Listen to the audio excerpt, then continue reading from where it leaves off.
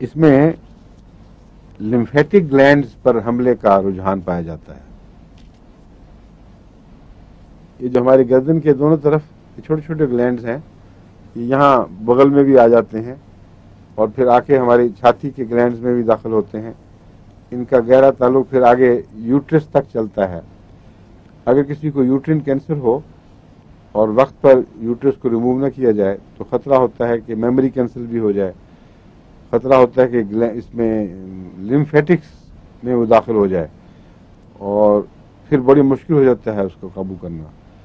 اسی طرح پروسٹیٹ کا کینسر بھی لمفیٹکس میں داخل ہونے کی کوشش کرتا ہے.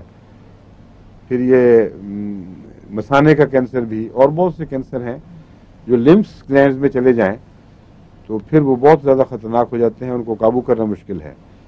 کیلکیریا کارب ایک بہت اہم دوا ہے جو کینسرس رجحانات کو روکنے میں بھی مفید ہے اور لمفس کی بیماریوں پر اس کا بڑا اثر ہے. اس لیے گلینڈز لمفس کے علاوہ بھی اگر پھول جائیں، انڈیوریٹ کہتے ہیں اس کو، کریں انڈیوریشن شروع ہو جائے، ان میں پھول کر سختی آ کے تو جتنا سائز بڑا تھا وہ بیماری ہٹنے کے بعد واپس نہ جائے بلکہ وہیں ٹھہر جائے، پھر اگلی بیماری اور تھوڑا سا بڑھا دے.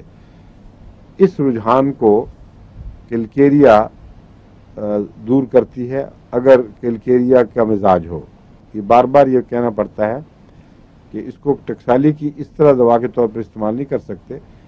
کیلکیریا کی جو علامتیں آپ کو میں نے سمجھائی ہیں، مریض ایسا ہوتا ہے، اس کی یہ شکل ہے، یہ طرز ہے، بنیادی طور پر اس میں کیلشیم کا مزاج بگڑا ہوا ہے، اس کا توازن بگڑا ہوا ہے.